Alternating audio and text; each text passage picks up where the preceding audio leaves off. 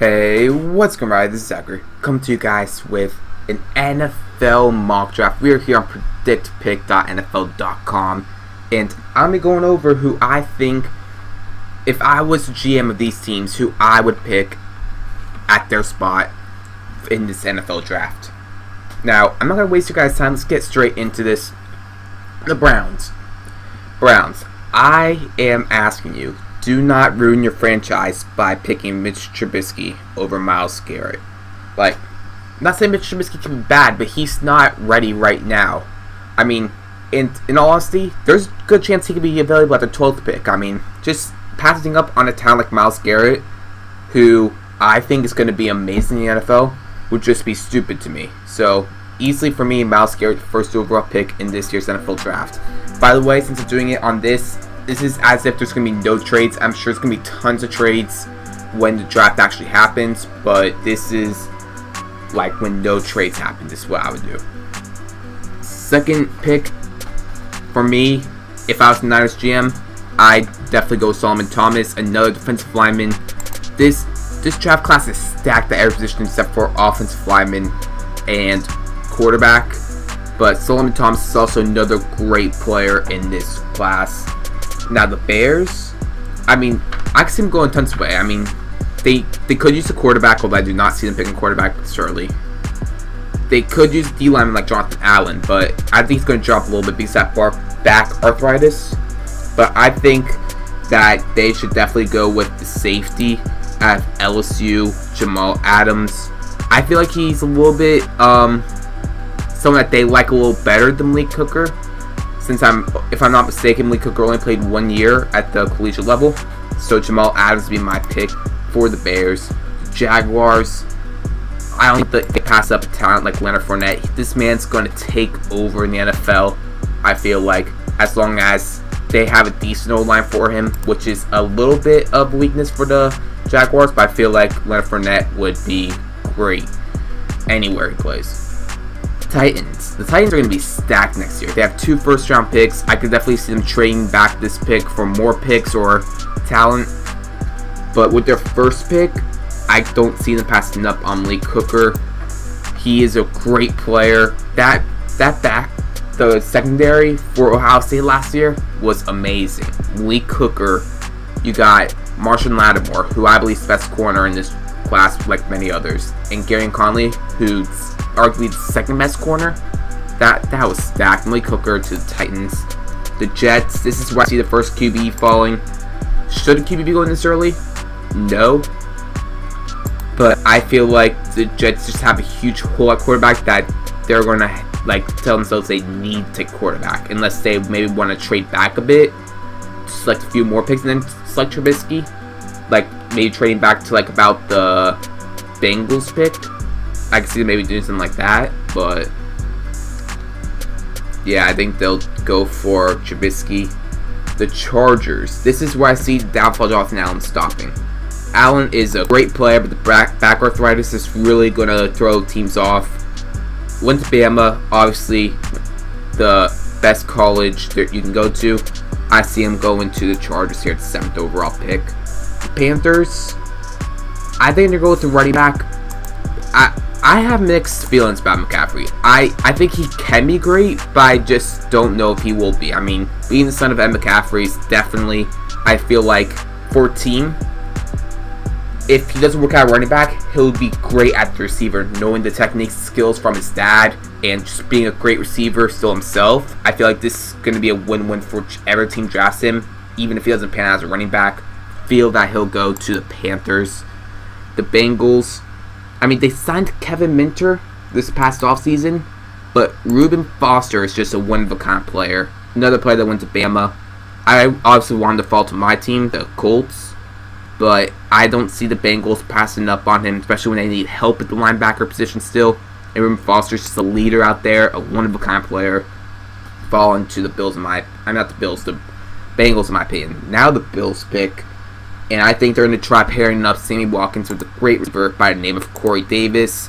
People have questions about how well he'll be able to play at this level, since Western Michigan is not the best college. And they have people from bigger name colleges like Washington's John Ross or Clemson's Mike Williams. But Corey Davis, I think it's the best wide receiver in this draft class, although all three of them are like so different in how they play, but I think they'll select Corey Davis. The Saints now, I don't see this man dropping much further. One of the best cornerback draft classes I've seen in a long time. Marshall Lattimore from Ohio State, best corner in my opinion, going to the Saints, which means they won't have to make that trade for Malcolm Butler, so they can also have another great value pick with their second first-round pick they traded with the Patriots. Cleveland Browns, here, I don't see them going for a quarterback. Even though they don't have a need here, I think this is another one-of-a-kind player that could just open up so many different things for this offense. O.J. Howard from Alabama. They have Gary Barnidge, but I think they could easily run a 2 tight end set, and O.J. Howard's another receiver option that he could just play. One of the best tight end college prospects that I've seen. I think he's going to be just an amazing player, and a player that the Browns could definitely develop to be amazing in the NFL. The Cardinals, I mean, this is a tricky team because although they don't have a need at this position, it's probably their best option to go and try to develop a guy like Deshaun Watson that I feel like they will draft. Playing a year or two behind Carson Palmer, being able to work with the offense, I feel like will benefit him a lot, and having a young quarterback running back duo with Deshaun Watson and David Johnson could be scary in years to come. The Eagles, 14th overall pick, they won the coin toss over the Indianapolis Colts, and I feel like Gary Conley will come off here, the other great corner from Ohio State. A great corner, and I just can't see him falling past this pick. The Eagles have a need at corner, and I feel like they will benefit getting Gary and Conley. Now the Colts, they've had a good offseason. Obviously I know more about the Colts than any other teams. I'm a fan of them.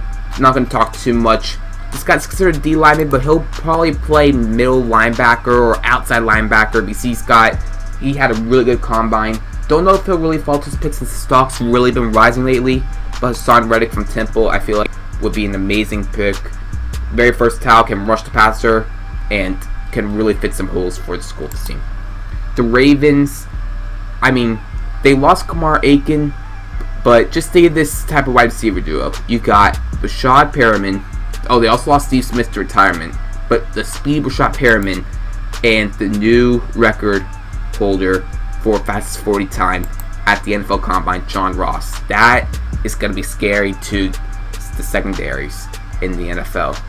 So you definitely got to watch out for that duo of Perriman and John Ross. The Redskins now, I think that they're going to go for D lineman. He's got some off the field issues, but I feel like he could definitely benefit playing in Washington.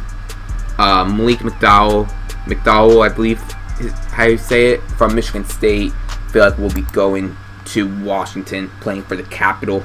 Now the Titans' second pick of the first round, gotta be a receiver. They need help with the receiver. Give Marcus Mariota a receiving threat, and the big Mike Williams will be that threat. He's not the fastest guy, and teams have what's it called? They're kind of worried about the speed, but I feel like Mike Williams could benefit playing here in Tennessee.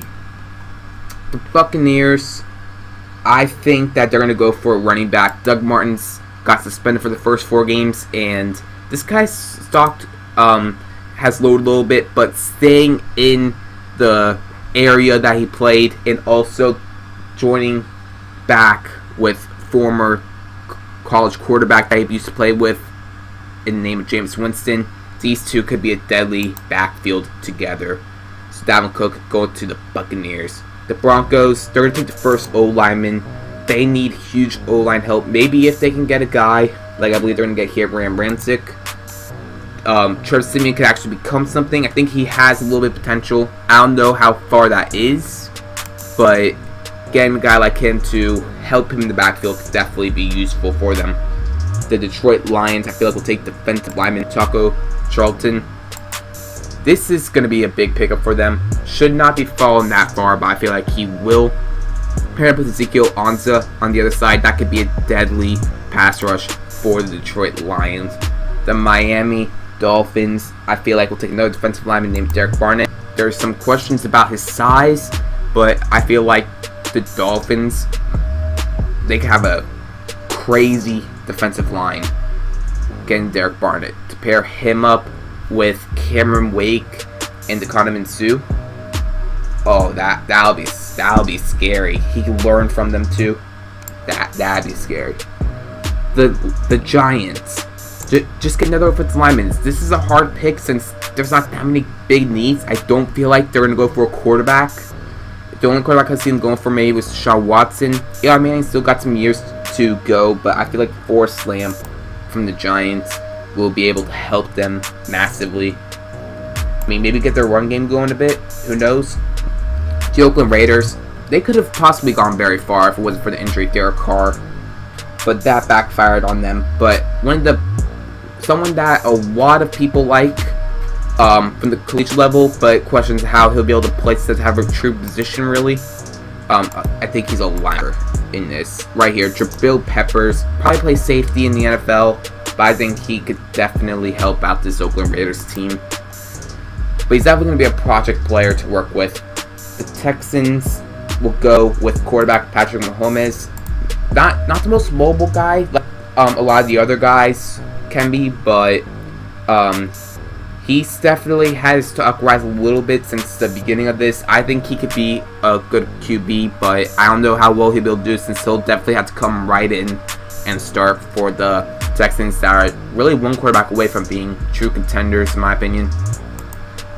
The Seattle Seahawks, they definitely need an O-lineman. There's been rumors that this guy right here, Garrett Bowles, is going to go top 10. I don't know about that. I mean, it's a possibility he's higher, but I just don't think he's going to go that high, and Seahawks could definitely benefit on him. I do think he's going to be the best tackle in this class, but I think it's going to fall to the Seahawks. That would be a huge help for them with the O-line help they need. Now the Chiefs, I think the Chiefs will go for a running back. They lost Jamal Charles. Their run game, I mean, it's been decent, but a true running back that could develop. Alvin Kamara used to go to Bama, now Tennessee. I think he's going to be really good, and I think he'll fall here to the Chiefs. Now the Dallas Cowboys, one of the craziest stories last year. Dak Prescott, Ezekiel Elliott in the backfield, but they need defense. Their offense is fine. They're fine for the next 10 years. But their defense needs help, and one of the best corners in this draft from Bama, Marlon Humphrey, would be a huge pickup for them, and would be a huge steal for them to pick up at the 28th overall pick. The Packers, I think they're going to go for linebacker Jarrad Davis from Florida. I don't have too much to say about this. He did have an injury a long time ago, but I think he will bounce back from that and go to the Packers.